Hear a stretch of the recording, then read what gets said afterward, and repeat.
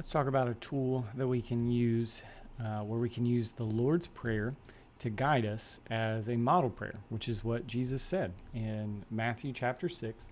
We jump in Matthew chapter 6, starting in verse 9. He says, "Pray then like this." And then he comes up here and says, "Our Father in heaven, hallowed be your name. Your kingdom come, your will be done on earth as it is in heaven. Give us this day our daily bread and forgive us our debts as we have forgiven our debtors. And lead us not into temptation, but deliver us from evil."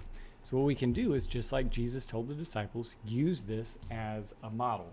And the way that we do this is that we draw a hand. You're going to have to forgive me. My hand always looks like an old-timey baseball mitt, but that's a hand, I promise. This is just a really fat thumb. And what we're going to do is we're going to think about our hand. Yikes, that looks rough. We're going to think about our hand, and we're going to break it up into the different sections of the model prayer. And so first, the foundation is our relationship. So the prayer starts out with, "Our Father in heaven." So the foundation of the hand, the palm, is the foundation of the fingers. And just like our foundation of our prayer life is out of our relationship with him.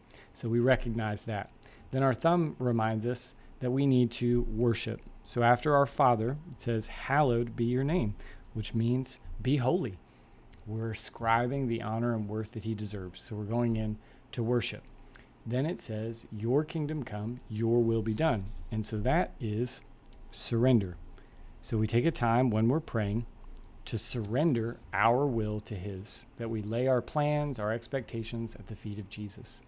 And then it says, "Give us this day our daily bread." So then we ask. We ask God for the things that we need for this day, the things that we need in order to allow us to serve him. Then it says, "Forgive us as we forgive others." And so that is confession, that we confess our sin and we ask for forgiveness. And then finally it says, "Deliver us from the evil one." And that is, we ask for protection. We seek protection. And then we go back to worship. "For yours is the kingdom and the power and the glory forever. Amen."